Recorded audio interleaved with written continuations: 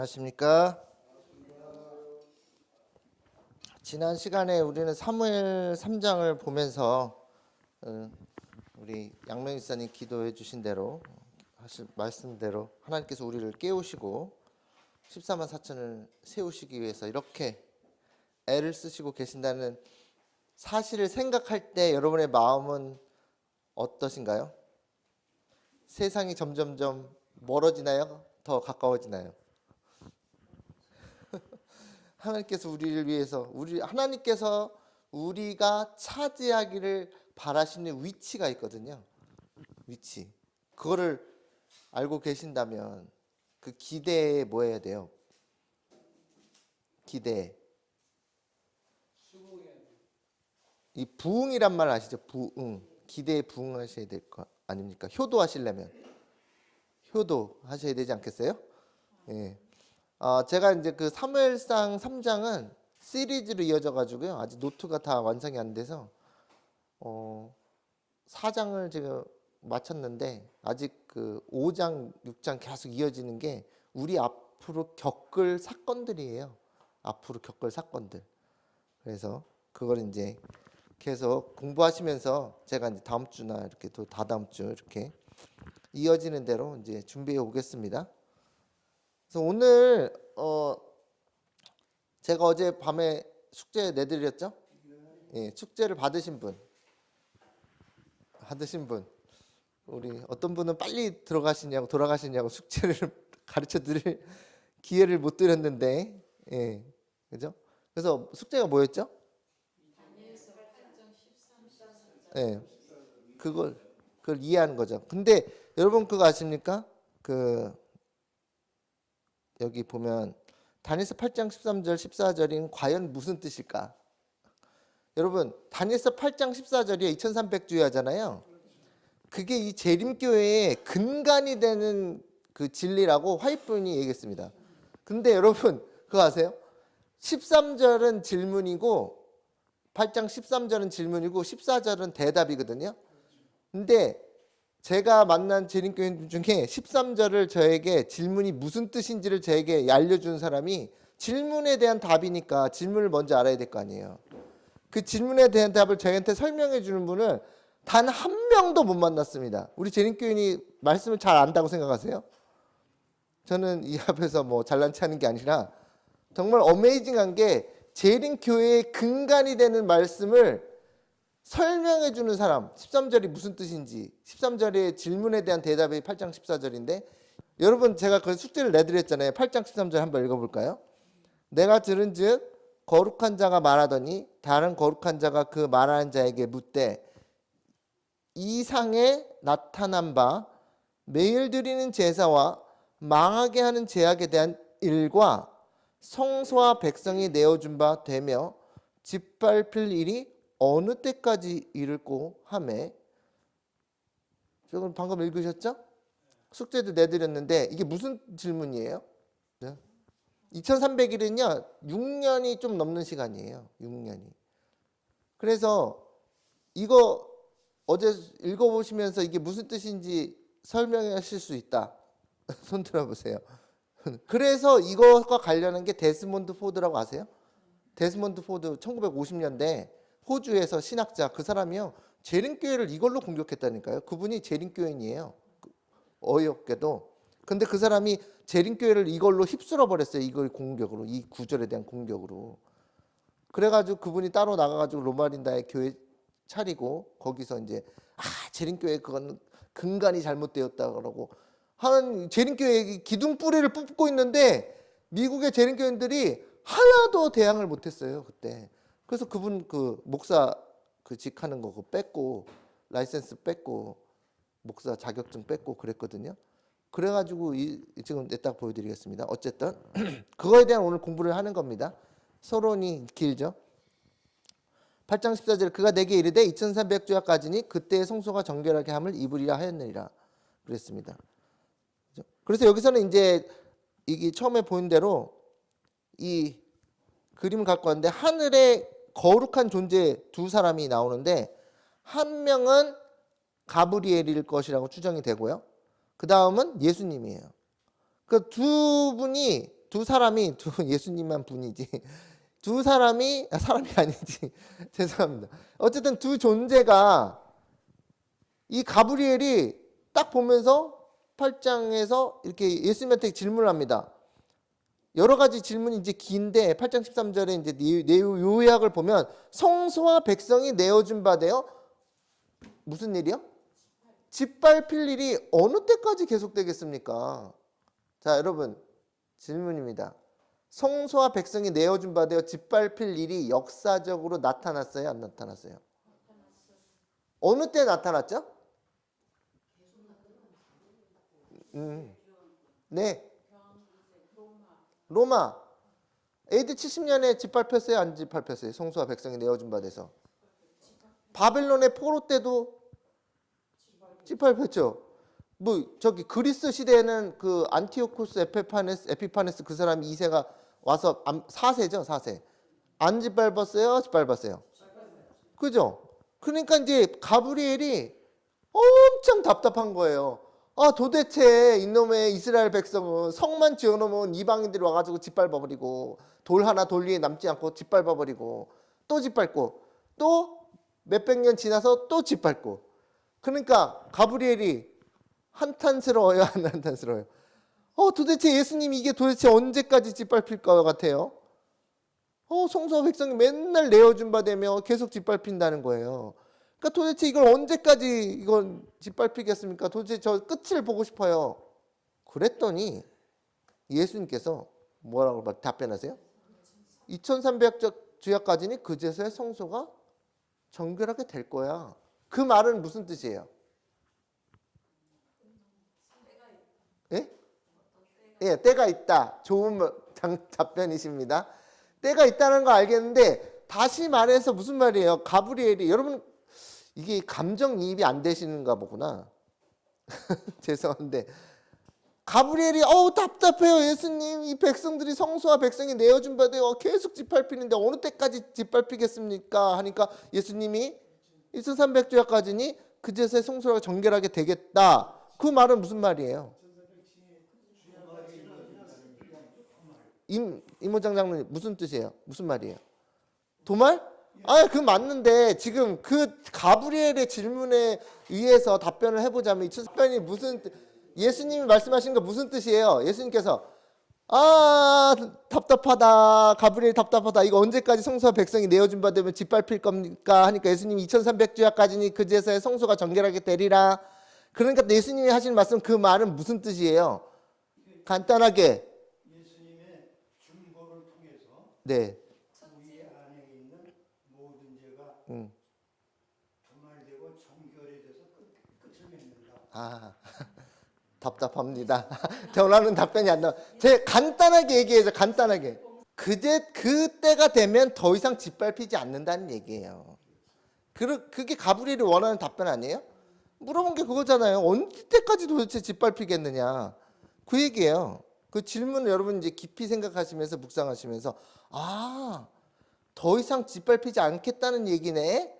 그러면은 이때 딱 치고 들어온 사람이 이제 여기서 이건 제가 이제 넘어가고요. 자, 여기 중요한 게 이 사람 이름이 데스먼드 포드라는 사람이에요. 포드 자동차 회사가 있는데 미국에 어쨌든 이름이 성이 포드죠, 포드.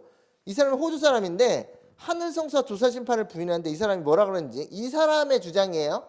저의 주장이 아니고 오해하지 마세요. 이 사람이 이제 돌아가셨는데 이분이 재림교회를 그냥 기둥 뿌리부터 뽑으려고 그랬던 사람이에요. 누가 시켰겠어요? 사단의 대리자. 이 사람이 박사라니까, 신학 박사.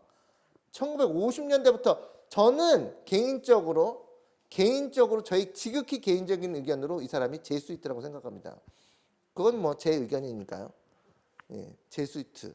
우리 교회를 뭐 해야 돼요? 근간을 흔들어야 돼요. 근간. 2300주야부터 뭐 해야 돼요? 곡괭이로 그냥 찍어내려고 했던 사람이에요. 전 나름대로. 그래서 이 사람이요 나중에 우리 재림교회를 공격하는 개신교 그 방송 프로그램에 미국의 방송 프로그램에 나가서 얼마나 재림교회를 공격했는지 모릅니다.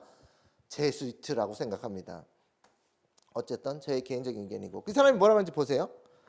다니엘서 8장 13절에는 교환권의 제약으로 어떻게 된대요? 하나님의 성소가 회파되고 백성이 짓밟힌다는 것으로 해석하는데 지금 들으셨죠? 8장 몇 절? 13절에는 누구의 제약으로? 자, 찾아드릴게요. 8장 13절. 자, 8장 13절에 교환권이 어디 나오나요? 그냥 우리 재림교회가 그렇게 해석한대요. 8장 13절 내가 들은즉 거룩한 자가 말하더니 다른 거룩한 자가 그 말한 자에게 묻되 이상에 나타난 바 하존입니다.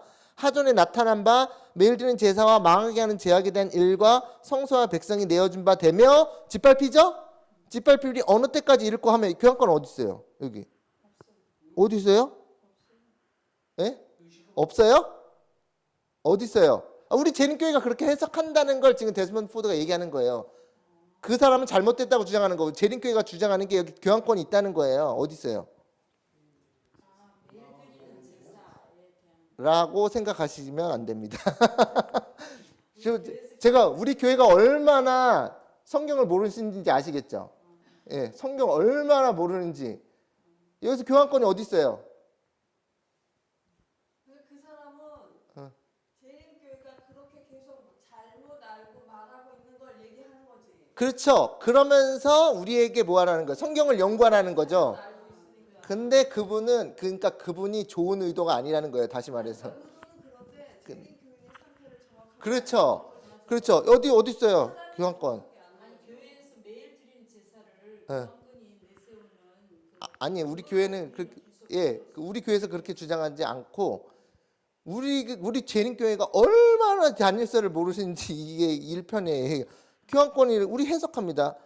지금 답변을 드리면 교환권이라고 해석하는 부분은 망하게 하는 제약입니다. 이게 교환권의 세력이에요. 이것을 우리가 망하게 하는 제약을 교환권의 그 제약이라고 하는 겁니다. 그래서 망하게 하는 제약을 끌어들여서 성소와 백성이 내어준 바 되면 짓밟히도록 한다는 거예요. 사단이 원하는 건 뭐예요? 성소와 백성이 내어준 바 돼서 짓밟히는 걸 원하잖아요. 그게 작은 뿔의 활동이잖아요. 작은 뿔 맞죠? 작은 뿔의 활동. 그러면은 이 매일 드리는 제사는 조금 이따 돌아오고 이것도 마찬가지입니다. 자, 이 데스몬드 포드의 얘기를 들어가서 다니엘서 8장 13절에는 우리 방금 읽었죠? 예, 방금 읽었죠? 교환권의 제약이 망하게 하는 제약이라고 말씀드렸어요. 그 영어로 transgression of desolation입니다. 하나님의 성소가 회파되고 백성이 짓밟힌다는 것으로 해석하는데 교환권은 이 사람이 아주 똑똑한 사람이에요. 똑똑한 사람. 여러분 깜빡 속습니다. 보세요. 서기 1798년에 죽게 되는 무엇을? 상처를 받으면서 끝났는데 다니엘서 8장 14절에는 그 해석을 1844년이라고 말한다. 이 사람 똑똑해요? 안 똑똑해요? 아니 교환권이 1798년에 죽게 되는 상처를 받았는데 무슨 소리 하냐? 예? 성소가 정결하게 되리라는 1844년이면 날짜가 맞다 안 맞다? 와, 이 사람 얼마나 박사라니까요. 신학 박사. 그러니까 교회가 당황해요 안 해요? 당황하죠. 여러분도 아마 당황하실 거예요. 이거 어떻게 답변을 해야 되지? 동문서답이라 이거예요. 교환권의 제약으로 인해서 성소가 파괴되고 짓밟혔는데 왜 1798년으로 예언 계산이 안 되고 왜 교환권이 그때 죽으니까 그 성소가 그게 어느 때까지 짓밟히겠습니까? 그랬잖아요. 이해되셨죠? 어느 때까지 성소와 백성이 짓밟혀서 내어준 바 돼서 짓밟겠습니까? 교환권의 제약으로 짓밟겠습니까? 성소가 회파되겠습니까? 그러니까 한때 두때 반때 1798년이 돼서야 교환권이 죽게 된 상처를 받으면서 어떻게 돼요? 그 성소 파괴가 멈춘다는 거 아니에요. 그런데 1798년이 아니라 왜 1844년이라고 그러냐? 그거예요. 답변하실 수 있어요? 여러분? 이 사람이 신학 박사 책을 이만큼 써가지고 이따만큼 써가지고 재림교회를 나서가지고 공격을 했다니까요. 그러니까 재림교회 근간이 된 교리가 흔들려야 안 흔들려요. 1950년대, 60년대 대단했습니다. 1970년대 이 사람 때문에. 데스몬드 포드 이 사진 좀 보세요. 이 사람 얼마나 똑똑한 신학파. 공격하니까 여러분 답변하실 수 있어요? 이런 거를 질문받아요. 우리 믿음에 대해서 셋째 천사의 기별을 얘기할 때 당신 믿는 신앙 이거 어떻게 대답하실 거예요? 기가 막히죠? 사단이 얼마나 우리 교리를 공격하려고 하는지 여러분 정말 모릅니다. 그래서 재림교회는 동문서답이다. 8장 14절에는 그 해석을 1844년이라고 말한다. 왜 이렇게 얘기해요? 정말 사단이 너무 교묘하다는 걸 제가 알았어요. 이걸 보고. 자, 또 뭐라 그런지 보세요. 데스몬드 포드가. 또한 재림교인들은 다니엘서 8장 14절이 그 앞에 나오는 구절들과는 아무 상관이 없는 문맥상 성과도 같은 구절이라고 주장합니다. 그러면 이 기사 내에 있는 이러한 일에 나타나 있는 8장 14절의 문맥이란 제목의 네모 안에 나오는 8장 9절 14절을 읽을 때 당신도 그러한 인상을 받습니까? 그러니까 이해 못하셔도 괜찮아요. 어차피 핵심은 그거니까. 9절에서는 공격자가 작은 뿔임을 밝혀줍니다. 작은 뿔은 교환권 아니냐? 10절 12절은 이 공격자가 성소를 공격할 것이라고 알려줍니다. 그런데 그 교환권은 작은 뿔은 1798년에 죽게 된 상처를 받았습니다. 재림교회에 의하면. 그런데 왜 예수님은 1844년 2300절 그러니까 결론이 뭐예요? 이 사람의 결론은 2300절을 잘못 풀었다 그 얘기예요.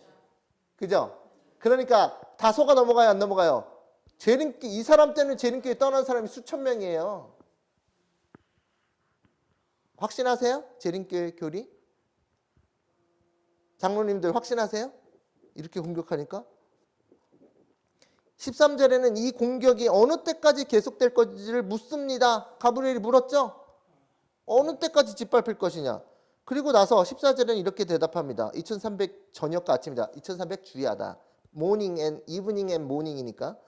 그러면 거룩한 곳이 반드시 올바른 상태로 될 것이다. 정결하게 될 것이다. 분명히 13절에는 질문을 제기하며 그 대답이 14절에 나와 있습니다. 신학자인 데스몬드 포드는 이렇게 말합니다. 다니엘서 8장 14절의 이 외침 13절에 어느 때까지와 분리시키는 것은 성서 해석상 아무런 지지를 받지 못한다. 그러니까 13절이 질문이고 14절이 정답인데 예수님 말씀하신 응답인데 그거를 재림교회에서 분리시켜가지고 그게 잘 모르겠지만 분리시켜야 되겠습니다. 이렇게 했다는 거예요. 죽었던 상처가 다시 난다는 건 네, 그건 또 근데 그것도 있는데 그거와는 또 상관이 없습니다. 이제 이게 질문의 요지를 파악하셨어요, 그죠? 이게 왜 이게 모순이 있는지 동문서답이다. 왜 8장 13절에는 죽게 되는 상처를 받을 때 끝나는 1798년인데 왜 해답은 예수님께서 1844년이라고 재림교회는 그렇게 해석하느냐? 너네 흘렸다. 그거 버려라. 그 얘기예요. 재림교회 공격이 이렇게 신랄하게 예리하게 들어온다는 거예요. 칼날을 가지고 기둥 뿌리를 뽑으려고 그래요. 그런데 이게 사단이 정말 저는 교묘하다는 걸 이제 깨달았어요. 이거. 재림교인들은 왜 14절을 문맥과 분리시키는 것입니까? 왜 분리시키는지 아세요? 데스몬드 포드가 그래요. 제가 아는 게 아니고 당혹스러운 결론에 이르지 않기 위해서입니다. 할 말이 없어서 그런 거지 대답을 못하겠지? 대답해봐. 계속 도전했어요. 재림교회 목사님, 신학자들 다 답변을 못했어요. 이거를. 그래서 그게 재림교회 흔드는 사람이 온 거예요. 문맥을 보면 14절에 언급된 성소가 더럽혀지는 일은 문맥을 보면 성소가 더럽혀지는 것을 작은 뿔의 활동임을 알 수 있습니다. 이 사람이 여기서 싹 비틀고 들어옵니다. 작은 뿔이 성소를 짓밟았으니까 작은 뿔이 더럽혔잖아. 맞아요, 안 맞아요? 맞아요? 맞는 것 같기도 하죠. 이게 무서운 거라니까요. 이게 무서우니까 사단이 쓱 하니까 여러분 깜빡 속아 넘어간다니까요. 하지만 조사 심판의 교리에 의하면 성소가 더럽혀지는 일은 그리스도의 활동 때문입니다. 지금 이 사람이 얼마나 이 책을 1000페이지짜리 써가지고 얼마나 신랄하게 비판했는지 아세요? 성소가 더럽혀지는 일이 그리스도의 활동 때문이다. 예, 되게 이해가 안 되죠. 그러니까 제 주장이 아니라 참나 다행이죠, 그죠? 그래서 그분이 신자들의 죄를 하늘 성소로 옮겨가신다는 것입니다. 이 사람이 얘기하는 거는 우리의 주장대로 우리들의 모든 죄를 가지고 하늘 성소로 들어가셨기 때문에 성소의 기록이 우리의 더러운 죄악들의 기록이 다 쓰여져 있기 때문에 그리스도의 활동 때문에 그리스도의 성소 봉사 때문에 하늘 성소가 더럽혀진다는 주장을 아주 똑똑하게 신학 박사처럼 한다는 거예요. 신기하죠? 정말 그분이 나왔고 따라서 재림교인들이 그 교리와 문맥을 모두 받아들이면 어떻게 되는 것입니까? 라고 주장을 했어요. 이분의 주장을 다 못 가져와요. 너무나 많아가지고. 이렇게 우리 재림교회를 어떻게 한다고요? 이 정으로 찍어가지고 이 망치로 때린다니까요. 그러니까 사람들이 많이 의혹스러운 거야. 막 당황스러운 거야. 그런데 그거에 대해 답변을 했다? 못하고 그냥 목사 자격증만 뺏어버렸어요. 그래서 나가가지고 난 진짜 답변을 제대로 듣지도 못하고 지금 여기서 쫓겨났다 막 항변하고 저 개신교 그 기독교 방송에 나가가지고 재림교회가 이런 대접을 놔야겠다 그냥 나팔을 불고 돌아다녔어요. 그 영상이 유튜브에 다 남아있어요. 그죠? 그래서 이 셋째 천사의 기별을 제대로 이해하지 못하면요 우리가 이것에 난관에 봉착을 해요. 셋째 천사의 기별을 제대로 이해하지 못하면. 자, 저는 이거를 답변을 가져왔을까요? 안 가져왔을까요? 가져왔겠으니까 이렇게 얘기를 하겠죠. 뭐 제가 잘났다는 건 아니고 이걸 연구해보면 여기서 사단이 얼마나 교묘한지가 드러나요. 자, 성소를 더럽혔다면 성소를 더럽히는 것은 무엇인가? 그걸 알아야 됩니다. 성소를 더럽혔다면 성소를 더럽히는 것은 무엇인가? 부조와 선지자 355페이지 보면 이런 것은 연중 매일 진행되는 봉사였다. 재림교회가 어떻게 믿는지 먼저 말씀드릴게요. 이와 같이 이스라엘의 죄가 어디로 옮겨져요? 정말 성소 문제는 현대 진리입니다. 그죠? 현대 진리를 반드시 알아야 돼요. 이와 같이 이스라엘의 죄가 성소로 옮겨져요. 성소가 어떻게 해요? 더럽혀져요. 기록이 들어가서 죄의 기록이. 이 죄를 제거할 특별한 일이 필요하게 되었다. 하나님께서는 성소와 지성소의 각 칸을 위하여 속죄하라고 명령하셨으며 제단에 대해서도 이스라엘 자손의 부정에서 단을 성결케 할 것이요라고 하셨다. 여기서 화이트분이 얘기하는 거는 우리들의 자복한 죄가 성소 안에 들어. 근데 아까 전에 이 데스몬드 포드는 성소가 더럽혀지는 것을 짓밟는 거랑 이렇게 섞어가지고 얘기한 거거든요. 성소가 짓밟으니까 성소가 더럽히잖아요. 그것도 맞는 말이야. 그죠? 그런데 여기서 엄청난 사실을 우리가 깨달아야 되는 게 뭐였는데 성소 안에 죄가 들어가는 거는 회개를 해야지만 우리 죄가 들어가요. 작은 뿔의 죄는 성소 안으로 들어가지 않습니다. 왜요? 회개하지 않으니까.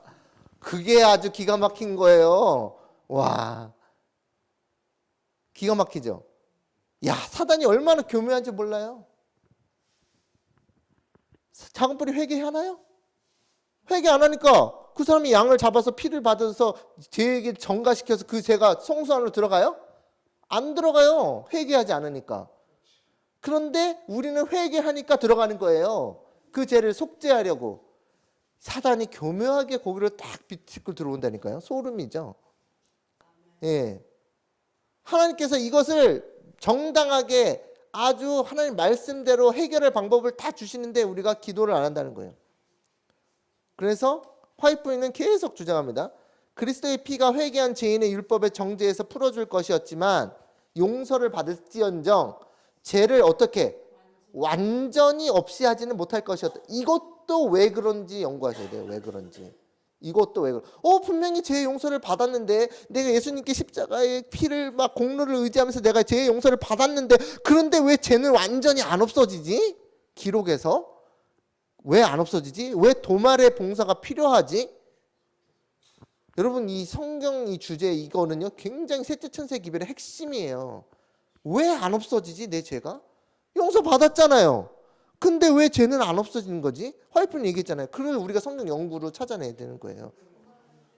예.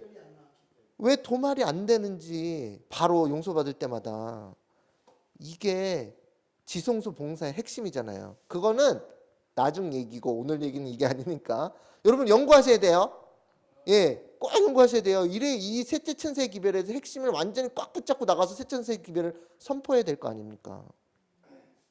그 죄는 최종적 속죄 때까지 성소 기록에 남아있을 것이다. 이유가 있겠죠. 용서받자마자 지워지는 게 아니란 걸. 이와 같이 모형에 있어서도 속죄 제물의 피는 회개한 사람의 죄를 제거했으나 이걸 보고 그렇지 회개한 자의 죄가 성소를 안으로 들어가지.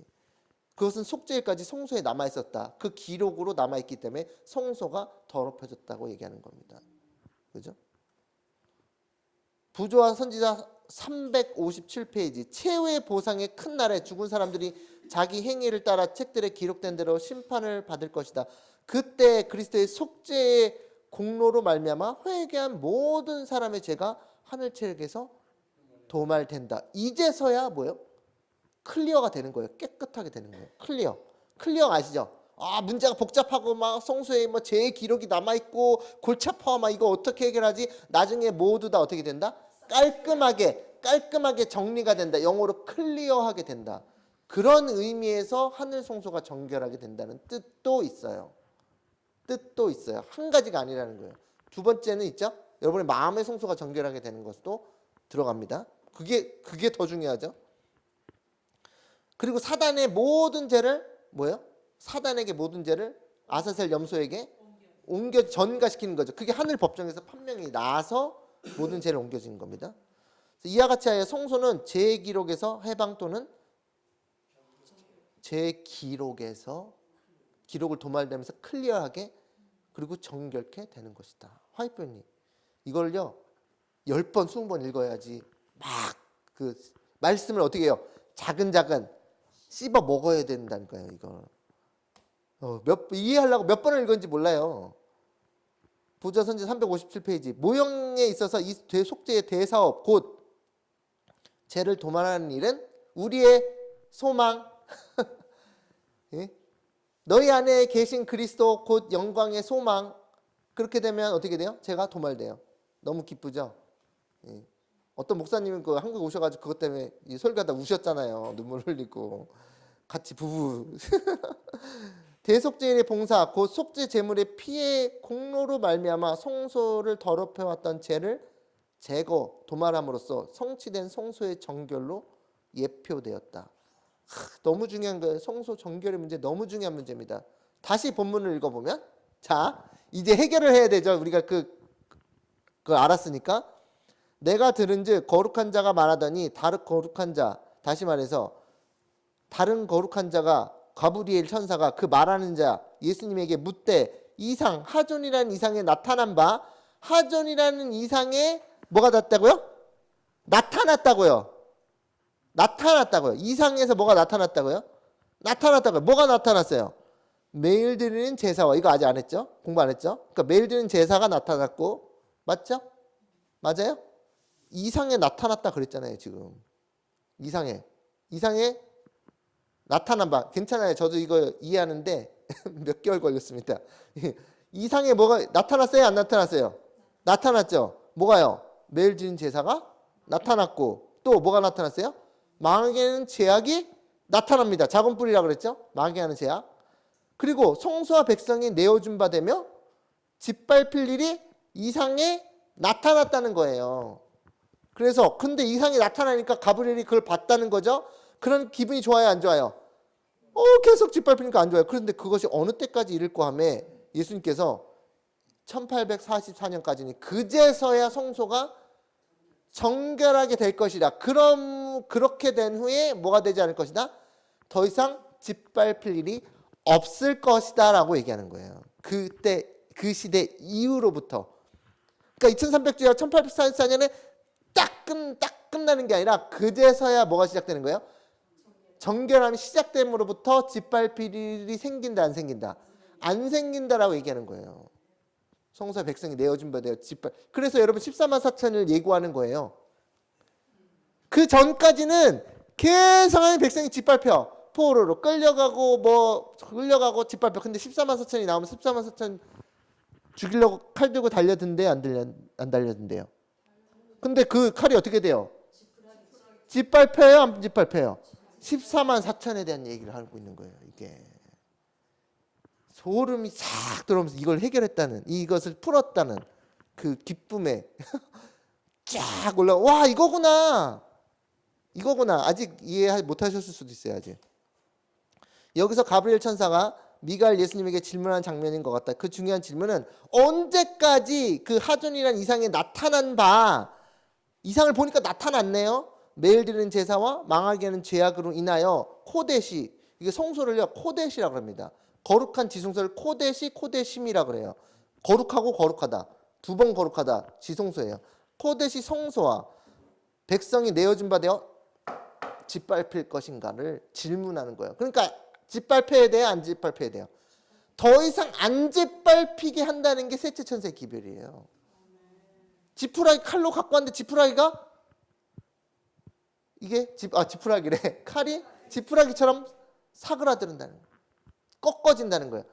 그것을 이루는 거예요. 예수님께서 그것을 이루신다는 거예요. 아멘. 뭐 감흥이 없어. 14만 4천 안 되실 거예요. 예?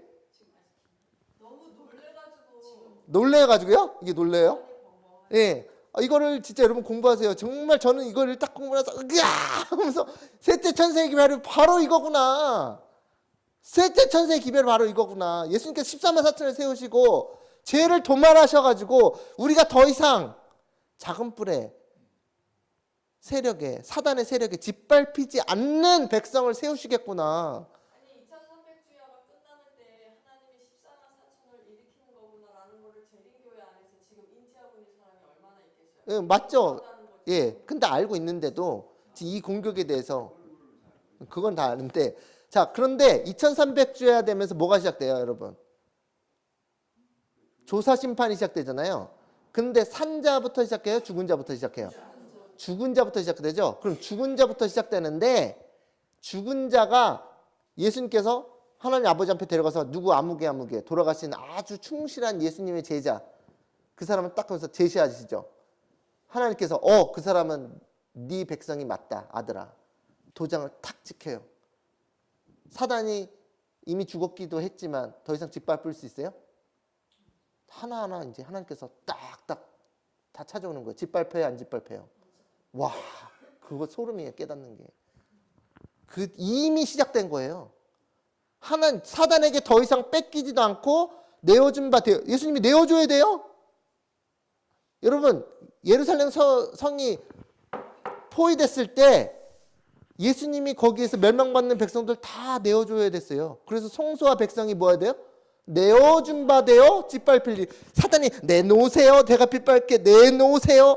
예수님이 다 내어주신 거예요. 이렇게 짓밟히게. 마음이 어떻겠어요? 예수님이. 너무 찢어지죠. 그런데 예수님께서 드디어 1844년부터 하늘의 조사 심판이 시작되면서 죽은 의인들을 하나씩 찾아오시면서 사단에게 내어줄 일이 없어지는 거예요. 그 얘기예요. 그 얘기. 그런데 그게 시작일 뿐이죠. 시작일 뿐이에요. 죽은 자의 심판이 계속 진행되고 있고 하나님은 지금 기뻐요, 안 기뻐요? 예수님은. 다 내 백성을 확정지면서 사단이 이제 너는 내가 너한테 내어줄 일이 없어. 다 내 거로 이제 다 찾아오는 거야. 사단이 입이 쭉 나오고. 그 다음에 예수님이 절정이 어디에 절정이? 14만 4천. 살아있는 자들의 심판으로 넘어가면서 그들을 다 확정지면서 더 이상 그 14만 4천이 그래서 안 죽는 거예요. 그래서 죄의 도말 이후로 살아서 죄의 도말을 받고 사단이 죽이려고 짓밟을래야 짓밟을 수가 없게 되는 거예요. 그런데 한때 두때 반때 기간 동안에는 1260년 성도들이 다 내어준 바돼요. 그때는 기가 막히죠. 그분이 그 문제를 들고 왔기 때문에 뭐 해야 돼요? 우리는 성경 공부를 해서 하나님께서 주시는 선물이에요. 선물. 그걸 더 깊이 연구해가지고 깨달아가지고 그걸 연구해라. 그럼 더 큰 감동을 가져오는 진리가 우리를 기다리고 있다. 예. 그래서 하존 이상은 무엇이냐? 공부를 해야죠. 감동은 감동이고 8장 14절에 쓰인 단어 이상은 하존이라는 단어인데 그 이상은 단에서 8장 1절부터 본 이상이 주르륵 나옵니다.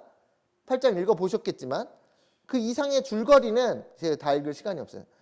당연히 8장은 따로 합니다. 8장 공부는 따로 해요. 지금 8장 13절 14절만 하는 거예요. 8장 전체는 따로 해요. 그것도 기가 막힌데 그것도. 자, 당연히 메데 페르시아를 상징하는 수양이 그리스를 상징하는 수염소가 전쟁을 치르고 둘불 가진 수양이 나옵니까? 안 나옵니까? 나오죠? 패권, 전 세계 패권 싸움에서 막 수양이 나와서 수염소 나와서 서로 치리받고 들이받고 막 싸우고 막 그 와중에 예루살렘은 쑥대밭이 되고 왜 고래 싸움에 뭐 등이 터져요? 새우 가지고야 이스라엘이야, 이스라엘. 강대금의 싸움에 뭐 남방과 북방의 싸움에 그냥 이리로 군대가 10만 명이 주르륵 내려간 동안 짓밟히고 위로 올라가면서 짓밟히고, 예? 아주 그냥 동네 북이죠, 동네 북 이스라엘이. 그 다음에 그리스가 네 나라로 나누어지고 네 뿔. 그 다음에 이교 로마와 교황 로마로 상징하는 작은 뿔이 하나님의 백성을 공격하고 진리를 짓밟는 것을 보여주는 그 이상이 바로 하존이라는 이상이에요. 그 이상이 나타났으니까 거기에서 로마가 짓밟아요, 안 짓밟아요? 지금 가브리엘이 질문한 때로부터 530년 후의 일이에요. 짓밟혀요, 안 짓밟혀요? 그때 그게 교황이에요? 교황이 짓밟아요? 아니죠. AD 70년은 교황이 아니에요. 짓밟는 세력이 하나가 더 있다라는 거예요. 바빌론은 느부갓네살이 짓밟았어요, 안 짓밟았어요? 성소에 구멍을 확 뚫고 막 토산을 세워가지고 성에 쳐들어가고 성벽을 무너뜨리고 성문을 불태우고 짓밟았어요, 안 짓밟았어요? 교황만 짓밟는 게 아니라는 거죠.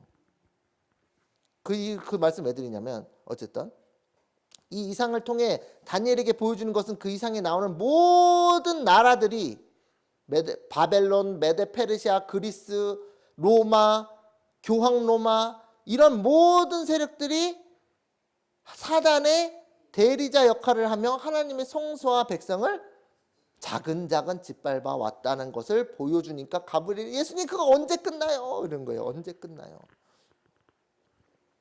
바벨론의 느부갓네살이 예루살렘의 성을 포위하여 성소를 회파했다. 맞죠? 하존 이상은 무엇인가? 작은 뿔로 상징되는 로마도 서기 66년에 예루살렘을 포위하죠? 타이투스 장군이 포위하죠. 그 후 서기 70년에 그 성읍을 회파하고 성전을 파괴시켰다. 가브리엘이 언제까지 그렇게 되겠습니까? 언제까지? 이게 로마가 여기 AD 66년은 교황 로마예요? 이교 로마예요? 이교 로마죠. 이게 중요해요. 그게 다니엘에게 보여준 세상 패권국가들이 서로 싸우는 다툼 속에서 하나님의 백성의 성소가 회파되기도 하고 포로로 끌려가기도 하고 하였다. 예수님의 마음이 너무 아픈 거예요. 그래서 예수님의 복음이 완전히 성취되는 마지막 때까지 그게 이어져 온 겁니다. 장구한 세월 동안. 그래서 왜 성소가 회파되고 백성이 짓밟히게 되는가를 먼저 알아야 돼요. 예수님의 답변은 여러분 이거 여기서 이제 질문이 잘 들어보세요. 야, 성소를 짓밟는 세력을 보니까 이게 교황권이구만. 그럼 예수님께서 그래 교황권에 목을 탁 치자. 그러면 하나님의 성소는 영원히 짓밟히지 않겠죠? 이게 재밌는 거예요. 우리는 너무 우리 위주로 생각해. 우리가 우주의 중심이야. 그래서 우리나라가 공산권 되겠어. 그러면 어떻게 해요? 공산권 하는 주장하는 그 김정은만 딱 암살조를 보내서 그러면 영원히 우리나라는 공산권의 위험에서 안전하겠죠. 이게 우리는 그렇게 생각을 한다니까는. 야, 이슬람이 자꾸 이슬람화를 시키고 있어. 그러면은 우리는 가서 우리는 선하고 착하고 우리는 아주 예수님을 잘 믿고 있으니까 이슬람만 싹 어떻게 하면 돼? 미사일 던져가지고 핵폭탄 보내가지고 이슬람 세력을 다 10억 인구를 다 죽여버리면 우리는 이슬람에서 위협에서 안전하겠죠. 우리는 그렇게 생각을 한다니까 해결 방법을. 그러니까 사단이 그걸 알고 그렇게 치고 온 거예요. 우리 교회를. 예수님은 no 아니올시다. 그게 아닌다는 거예요. 해결 방법이 교황을 죽인다고 해결되는 게 아니라는 거예요. 우리는 그렇게 생각한다니까요. 우리는 선이고 우리는 가장 순수하고 우리는 예수님의 참 제자니까 교황권만 딱 죽이면 다 쓸어버리면 우리는 성소가 정결하게 된다고 착각을 하는 거예요. 그거는 그거고 나는 나의 문제가 따로 있는 거예요. 거기서부터 해답을 찾는 거예요. 레위기 26장 27절 성경이 그렇게 말씀하고 있는지 보겠습니다. 자, 레위기 26장 읽어보실 분 계세요? 26장 축복과 저주의 장이에요. 어떤 경우에 축복이 옵니까? 뭐에 순종할 때? 하나님의 말씀과 계명과 율례에 순종할 때 뭐가 와요? 축복이에요. 그러면 반대로 저주는 어떻게 와요? 저주는 계명을 무시할 때. 그죠? 자, 너희가 이같이 될지라도 내게 여기는 이제 많이 내려왔습니다. 축복을 다 지났어요. 하나님 계명 지키면 축복이 옵니다. 반대로 너희가 이같이 될지라도 내게 청종치 아니하고 내게 대항할진대. 안 좋죠 벌써? 내가 진노로 너희에게 대항하되 너희 죄를 너희 사단의 죄 작은 뿔의 죄가 아니에요. 누구의 죄? 나의 죄를 인하여 7배나 더 징책하리니 징계를 몇 배를 내리겠다요? 7배. 너희가 너희 아들의 고기를 먹을 것이요. 끔찍해요? 죄인의 결말이 그거라는 거예요. 사단이 다른 사람은 아니더라도 하나님께 충성하는 백성은 반드시 망가뜨려가지고 가장 추악한 모습을 보여주겠다. 그게 사단이 원하는 거거든요. 그러니까 하나님 계명을 못 지키게 해가지고 어떻게 해요? 하나님의 저주가 임해가지고 공의가 발동이 돼가지고 너희가 아들의 고기를 가만히 먹을 것이요. 끔찍하죠? 이방 세력들이 보고 놀란다니까요. 야, 저기 하나님 믿는 백성들이 사단이 제일 좋아해. 그거 보면서 봤죠? 제일 좋아해. 그게 사단이. 너희가 아들의 고기를 먹을 것이요 딸의 고기를 먹을 것이며 30절 내가 너희의 산당을 헐며 너희의 태양 주상을 이스라엘 백성인데 무슨 태양을 섬기나? 일요일 법령 찍어 넘기며 너희 시체를 파상한 우상 위에 내 던지고 내 마음이 너를 싫어할 것이며 여기 나오죠? 31절 내가 너희 성읍으로 황폐케 하고 너희 송소들로 황량케 할 것이요 너희 향기로운 향을 흠양치 아니하고 송소가 회파돼야 안 돼요. 그 하는 주체는 로마지만 바벨론이고 그리스고 에피파네스 4세고 안티오쿠스 하는 주체는 다 있지만 프랑스 혁명 때 성소를 회파하지만 주체는 다 각기 다른 주체가 있지만 그 원인은 뭐라는 거예요? 원인은 순종하지 않는 하나님 계명을 지키지 않는 것 때문에 성소와 백성이 내어진 바 되니까 예수님께서 그걸 해결하시려면 어떻게 해야 돼요? 작은 뿔을 없애면 돼요? 그게 그렇죠. 이게 여기서 그게 답변이 나오는 거예요. 그 데스몬드 포드가 그거를 알면서도 그렇게 우리 교회를 공격했는지 모르지만 아주 교묘하게 우리가 그럼 예수님 답변이 맞아요, 안 맞아요? 맞죠. 성소를 정결케 해야지 뒷밟힐 일이 없는 거예요. 예수님은 그 해결책을 딱 정확하게 제시하는데 그 사단의 교묘한 말속임에 속아가지고 이거 어떻게 대답하지 그렇게 수십 년을 그냥 그 사람이 활동을 했다니까요. 예, 그러니까 왜요? 우리의 죄는 얘기하기 싫어하잖아. 이게 우리의 죄인들의 마음이라니까는 아니야 내 잘못 없어 다 저놈의 잘못이야. 우리 그게 블레임이라고 그러잖아요. 다른 사람의 죄를 뭐요? 나 화내려고 안 그랬어. 당신이 나를 자극했으니까 내가 화를 낸 거야. 나는 선한 사람이야 원래가. 당신이 나를 화나게 한 건 당신의 잘못이야. 그래서 우리 그렇게 하기 좋아하죠. 본능이. 나는 착한 사람인데 나는 아주 선한 사람인데 당신이 나를 이게 바늘로 찔러서 내가 폭발한 거야. 나는 잘못 없어. 나는 원래부터가 선한 사람이야. 이게 죄인들이 다 그렇게 하기를 원하는 걸 사단이 정확하게 알고 이거 작은 뿔의 죄인데 이거 작은 뿔에 1798년에 죽었는데 왜 성소가 정결하게 된다는 건 1844년이냐. 그렇게 딱 쑥 들어오게 되니까요. 나도 그렇다니까요. 저도 그렇네. 어떡하지? 알고 보니까 누구의 죄는 생각 안 했어요? 내 자신의 죄를 생각 안 했어요. 내 자신의 죄가 먼저 정결케 되어야지 내 성읍, 내 예루살렘 성이 금도성 예루살렘 성이 회파되지 않는다는 거예요. 셋째 천사의 기별이 그 얘기란 말이에요. 셋째 천사의 기별 성소를 뭐 하겠다? 정결케 하시겠다. 그럼 누가 정결케 하시는 거예요? 예수님이 정결케 하시니까 예수님의 그 지성소 사역에 우리 자신을 드려야 된다는 거예요. 그래서 매일 드리는 제사 이게 매일 드리는 제사가 우리 교회 안에 아주 여러 가지 뭐 안식이라 그런 사람도 있고 뭐 예수님의 성소 봉사 사역이라는 것도 있고 그런데요. 매일 드리는 제사 어떤 목사님은 이렇게 얘기하시더라고요. 매일의 봉사가 있다. 이게 매일 드린 제사다. 그것을 패할 것이다. 그거 아닙니다. 전혀 맞지 않습니다. 전혀 성경이 잘 틀렸어요. 그거 해석하면. 그거를 단번에 파괴시키는 게 그 해석을 단번에 파괴시킨 게 뭐냐면 다니엘서 12장 13절이에요. 11절부터 13절이에요. 거기서 매일 드린 제사를 패하는 게 나오거든요. 근데 우리 교회에서 그 매일 드린 제사를 패하는 때부터 1290일을 지날 것이 나오죠. 그게 어디서부터냐면 우리 교회에서 해석하는 게 508년부터 1798년이에요. 그게 1290일이에요. 그러면 508년에 아니 538년은 1260년이고 1290일은 1508년이라고 우리 교회에서 해석해요. 그러면 508년에 무슨 사건이 일어났는데요? 매일 드린 제사를 폐하는 사건이 있어야 될 거 아니에요. 예언은 538년이라는 예언이 있잖아요. 1260년. 명확한 예언적인 사건이 있어야 돼요. 그래야지 그날부터 기산을 잡아서 계산을 하죠. 457년에 무슨 일이 있었는데요? 2300주요. 이게 있잖아요. 예루살렘 중건하는 영이 날 때부터 있잖아요. 명백하게 사건이 있잖아요. 508년부터 우리 교회가 다 해석한다니까요.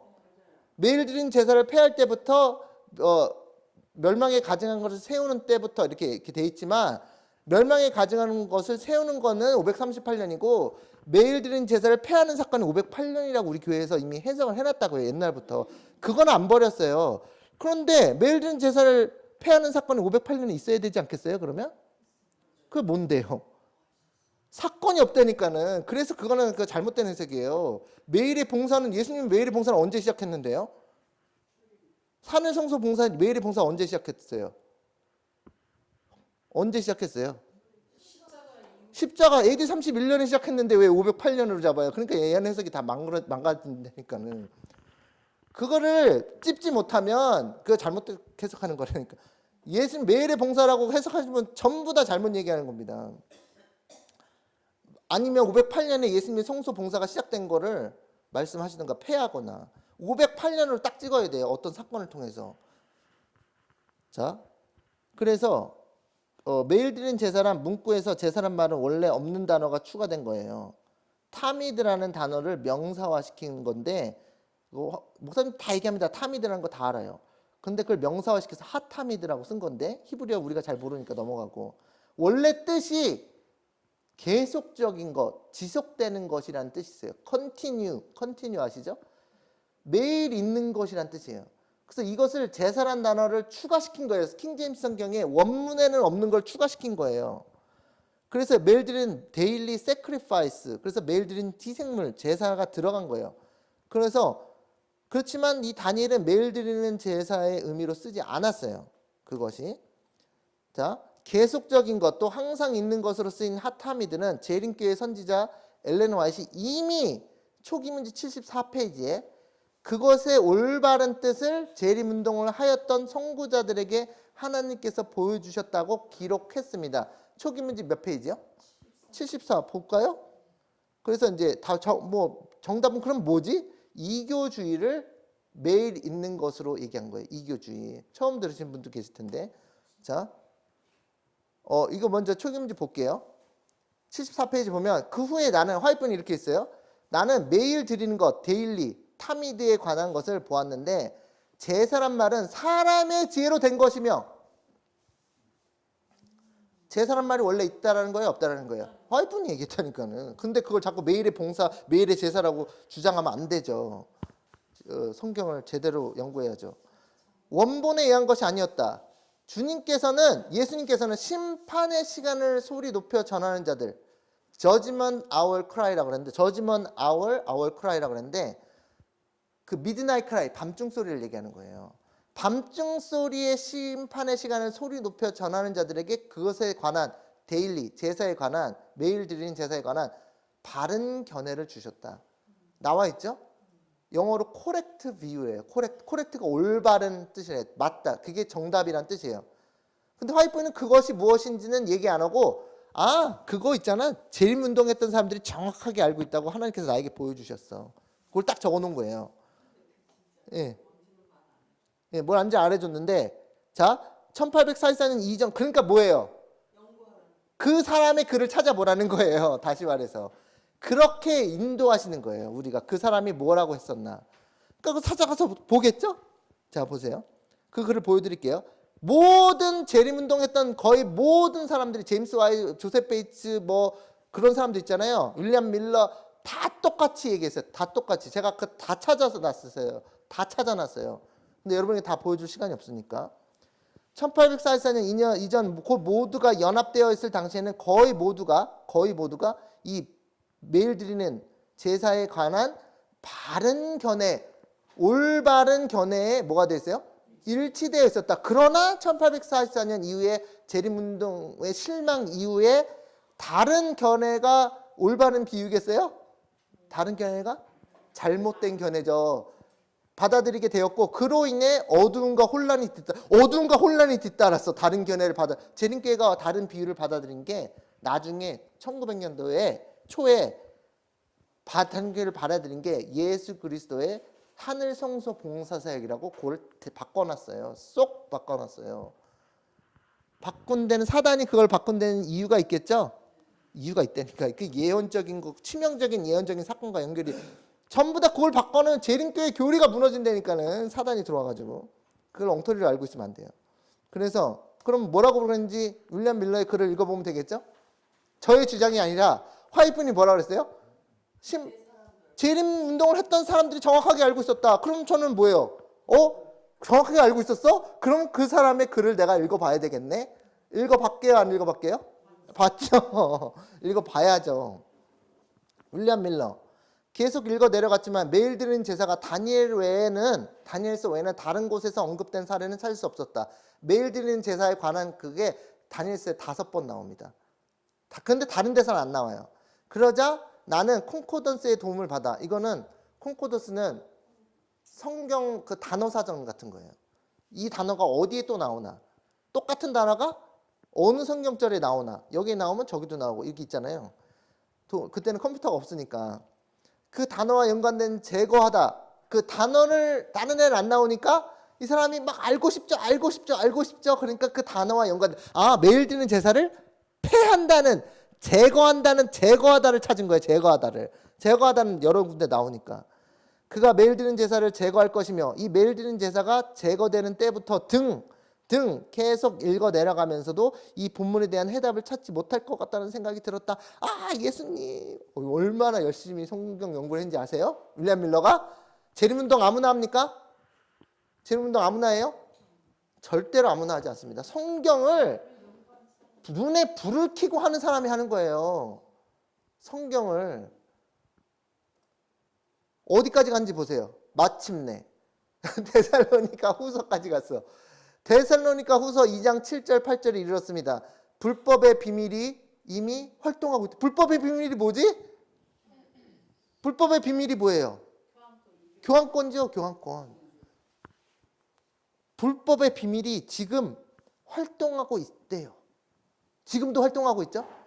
그런데 지금 뭐하고 있는 자가 있어요? 막고 있는 자가 물러날 때까지는 막고 있을 것이요. 지금 교환권의 세력이 올라오는 걸 막는 세력이 있다는 거예요. 윌리엄 밀러가 깨달은 게 그거구나. 그 후에 불의한 자가 교환권이 드러날 것이니 등등. 그리고 본문에 이르렀을 때 그 진리가 얼마나 분명하고 영광스럽게 드러나는지 모릅니다. 바로 그거다. 그것이 바로 매일 드린 제사가 의미하는 상징하는 바구나. 이렇게 예수님과 막 천사가 찾아와가지고 막 기도하면서 이런 경험이 얼마나 중요합니까? 자, 그렇다면 바울이 지금 막고 있는 자, 바울이 얘기했는데, 또는 방해하는 자가 할 때 그 무엇을 의미하는가? 죄의 사람과 그 악한 자는 로마 카톨릭을 가리킨다. 그렇다면 로마 카톨릭이 드러나는 것을 막는 것은 무엇인가? 바로 이교주의다. 페이거니즘, 영어로 페이거니즘. 그렇다면 매일 드린 제사는 이교주의를 의미하는 것이 틀림이 없다. 이렇게 찾아냈어요. 이렇게 성경 연구를 통해서. 매일 드린 제사 완전히 지금 잘못 알고 있죠? 이교주의라는 거예요. 이교주의. 그러면은 다시 그 성경절 다 들어가면 이해가 돼요. 나오죠? 내가 들은즉 거룩한 자가 말하더니 다른 거룩한 자가 마에게 묻되 이상 그 하전에 보여졌는데 매일 드린 제사가 이교주의라고 그랬죠? 이교의 세력들이 성소와 백성을 내어준 바 되며 짓밟는 일을 해왔다는 거예요. 자, 바벨론이 교환권이에요? 느부갓네살에 짓밟았죠? 이교죠? 이교예요. 이교. 그게 매일 있어 온 거예요. 매일 있어 온 거. 그게 이교가. 이교 세력이 짓밟았다니까 말이 되잖아요. 그것도 어디 있어요? 안티쿠스 에피파네스 그리스. 짓밟았어요? 안 짓밟았어요? 짓밟았죠? 짓밟는다고 나와 있잖아요. 그 다음에 로마. 이교 로마. 짓밟았어요? 안 짓밟았어요? 짓밟았죠? 성소와 백성이 다 내어준 바 됐죠? 이교의 세력으로 짓밟아 오다가 사단이 싹 바꿉니다. 더 이상 짓밟는 건 이걸로 안 통하겠는데 더 좋은 걸 개발해야 되겠어. 그게 뭐예요? 망하게 하는 제약이에요. 이교의 세력으로 하나님 백성을 하나님 계명을 어길 때마다 짓밟고 성소를 파괴하고 그러다가 안 되겠어. 이제는 뭐예요? 방법을 바꿔야 되겠어. 그게 망하게 하는 제약. 이교주의에서 망하게 하는 제약의 시스템을 바꿔버린 거예요. 계속 뭐 할 수 있도록? 하나님의 백성을 망하게 할 수 있도록, 짓밟을 수 있도록. 그래서 교황권 시대는, 그래서 우리가 작은 뿔이 짓밟았다는 것도 맞는 말씀인데 반만 깨달은 거예요. 반만. 이교의 세력을 짓밟고 계속 짓밟다가 수천 년간 짓밟다가 안 되겠다. 다른 방법으로 바꿔야 되겠다. 사단이 교회 안으로 와서 짓밟는 거예요.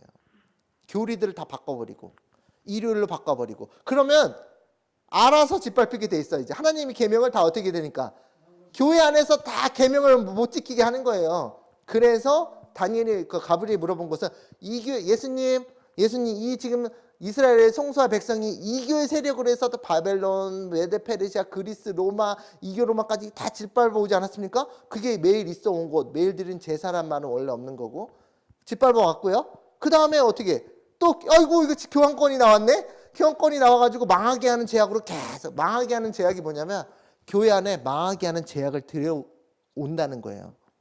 우리 지금 진리교회에 망하게 하는 제약을 들어오게 하는 거예요. 그러면 어떻게 돼요? 망하죠. 그게 망하게 하는 제약이에요. 그래서 이게 교환권이에요. 그럼 교환권이 어떤 거예요? 마리아를 숭배하게 해야 하네요. 망하게 하는 제약이죠. 그래서 여러분 그렇게 이해하시면 쉬워요. 우리를 망하게 하는 그 교리들이 들어오는 거예요. 일요일 신성설 망하게 해야 하네요. 망하게 하죠. 뭐 영혼 불멸설 그런 거 들어보면 망하게 해요, 안 망해요? 강신술 막 들어오잖아요.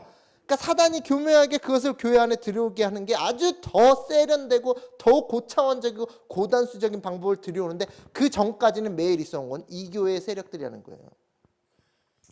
그러니까 예수님께서 드시겠다고요? 2300주까지는 그때 성소가 정결하게 함을 입으리라. 망하게 하는 제약들을 다 어떻게 해버리고?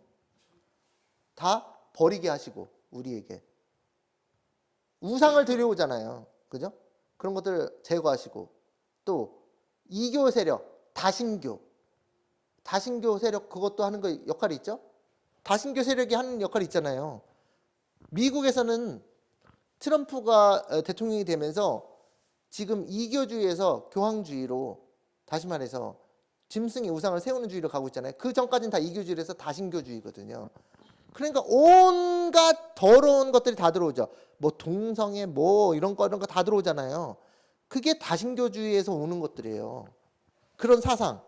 그거를 다 통합해가지고 우리 교회에 다 들여와서 우리가 다 뭐 할 수 있도록 하나님 계명을 못 지키게 하도록 그래서 망하게 할 수 있도록 성소와 백성이 내어준 바 되어 짓밟힐 수 있도록 그런 것들을 다 알겠는데 예수님께서 다 어떻게 하시겠다? 정결하게 하시겠다. 우리의 마음속에서 그들을 없애는 건 나중 얘기고 우리의 마음속에서 그런 우상들을 다 제거하고 정결케 하시겠다. 누가? 우리가 예수님을 지성소에 계신 예수님과 만나서 연결되면 그것을 정결하게 하시고 그것 때문에 하나님의 계명을 지키게 되는 상태에 이르게 되고 더 이상 사단이 우리를 짓밟을 수 없는 상태에 들어가는 거예요. 이게 재밌지 않습니까? 이 단단한 음식이죠.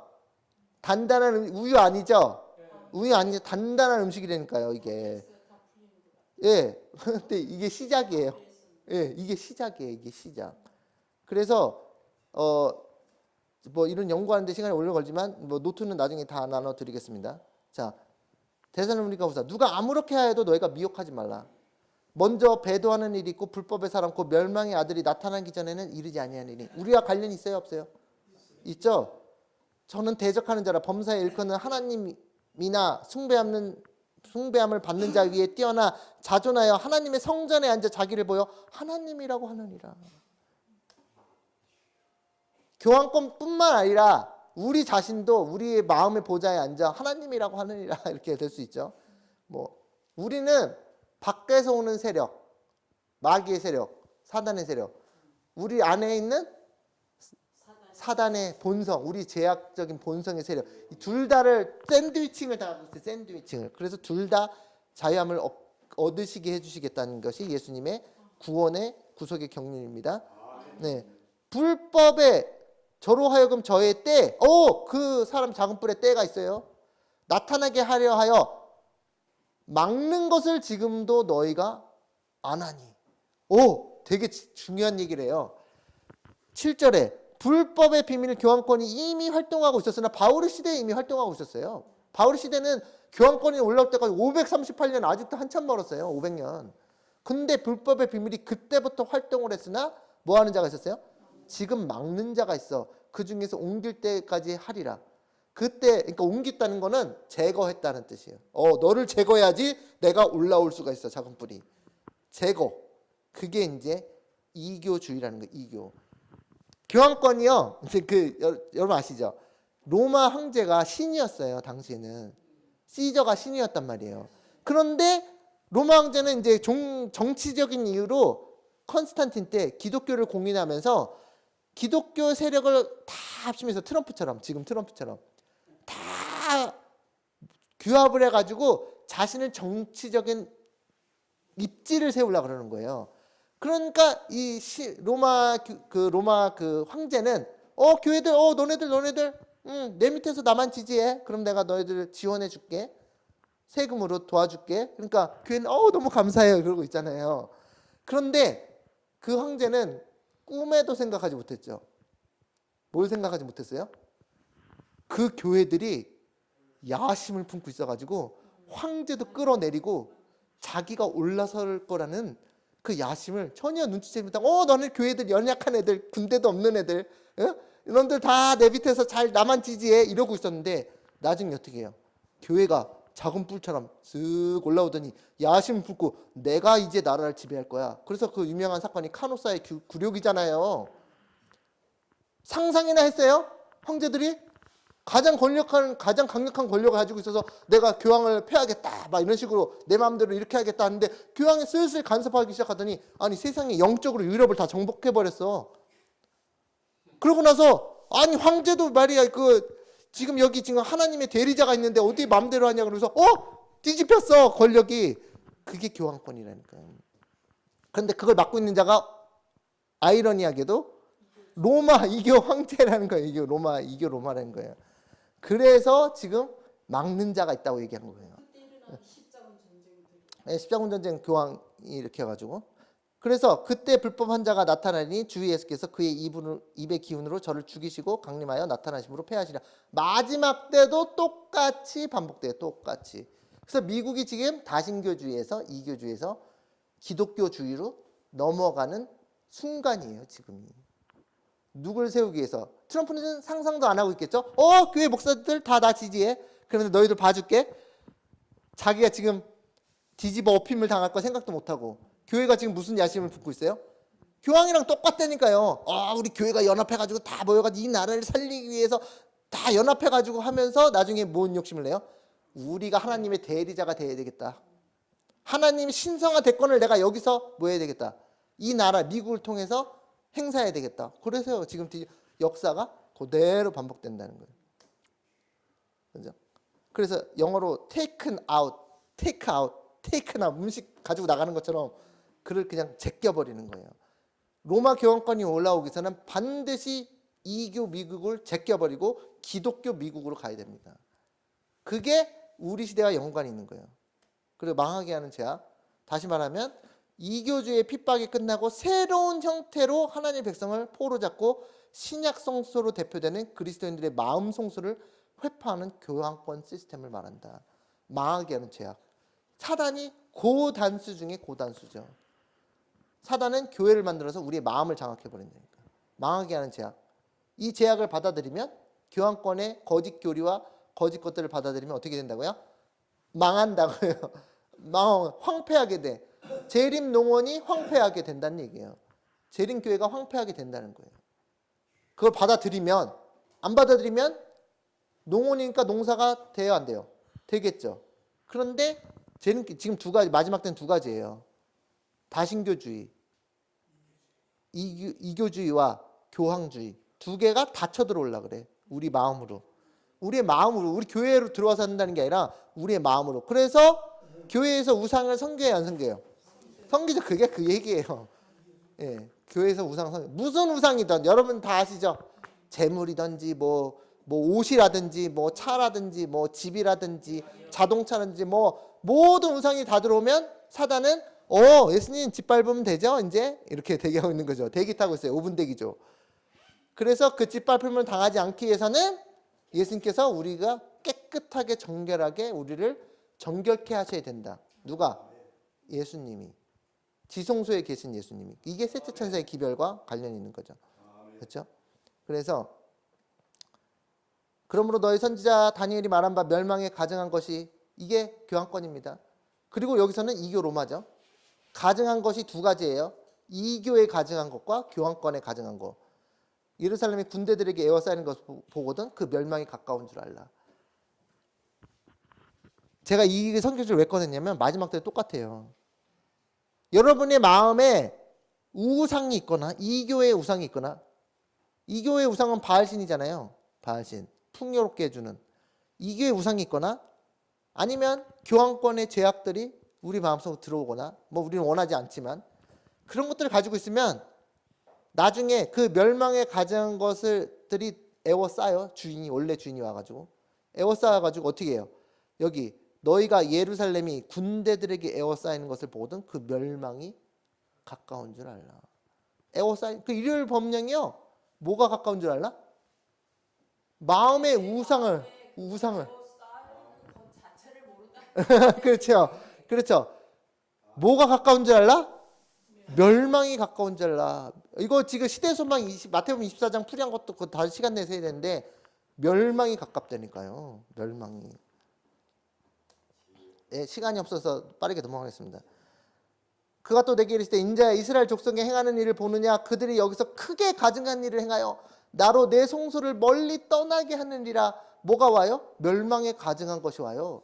내가 가증한 일을 행하면 보세요. 가증한 일이 무엇인가 보세요.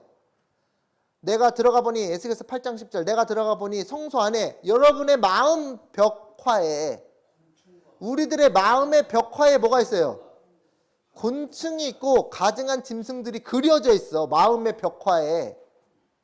이스라엘 족속의 모든 우상을 사면 벽에 다 그렸어. 우리의 마음의 벽에 그렸다니까요.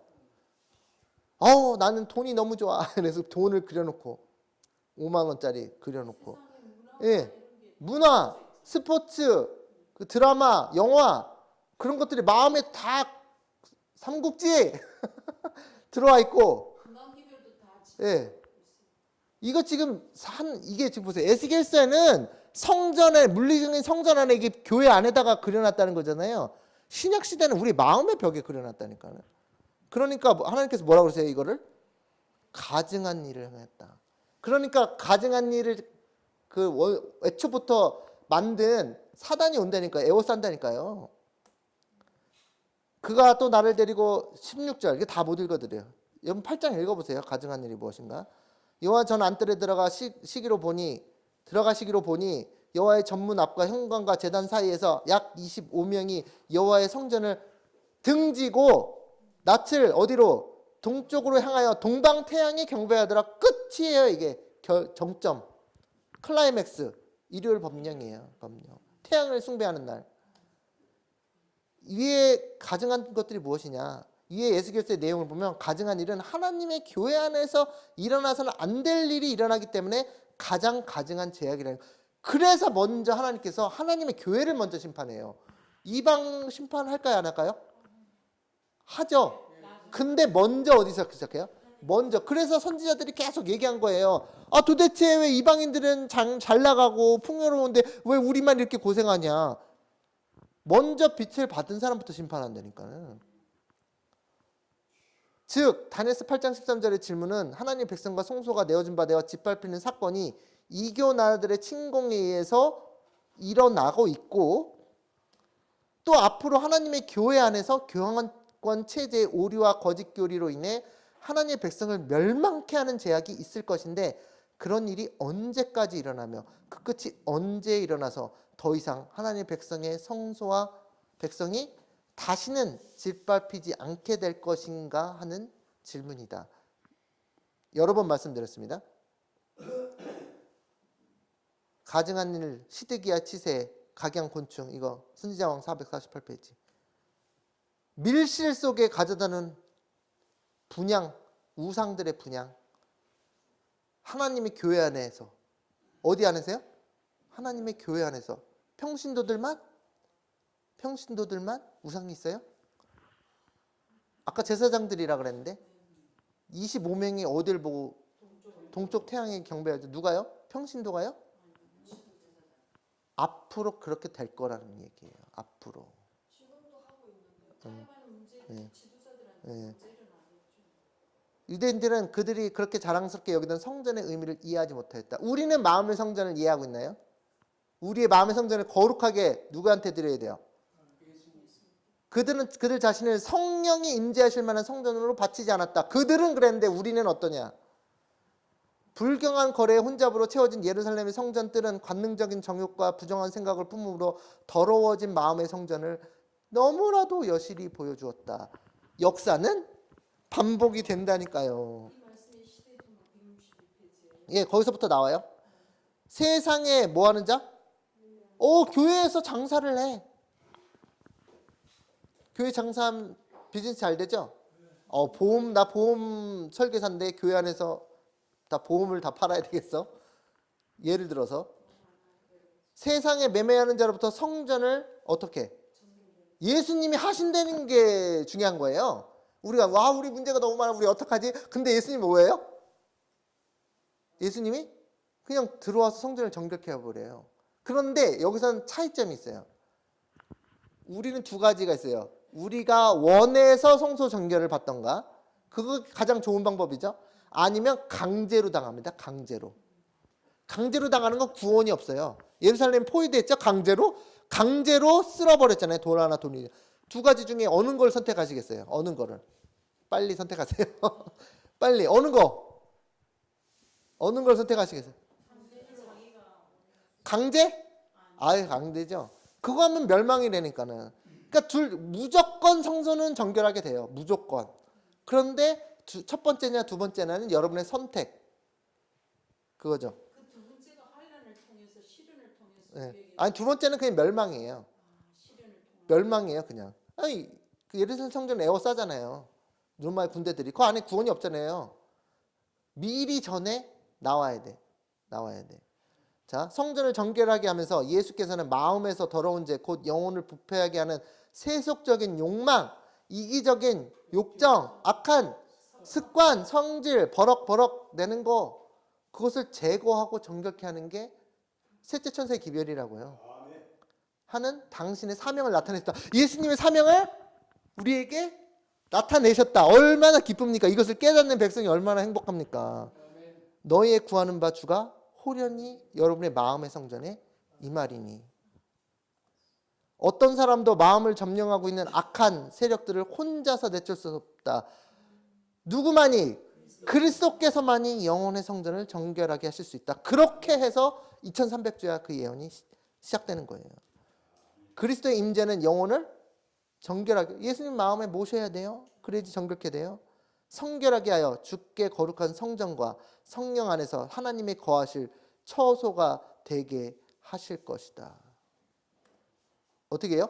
정결케 되어야 더 이상 짓밟히지 않아요. 정결케 되어야 짓밟히지 않아요. 그래서 왜 1798년에 끝났는데 왜 1844년이라 그러느냐? 아주 사단이 교묘하게 속인 거예요. 내가 정결케 돼야지 짓밟히지 않는다는 거예요. 교환권은 다시 죽었다? 살아나니까. 교환권을 없앤다고 내가 정결하게 되는 게 아니에요.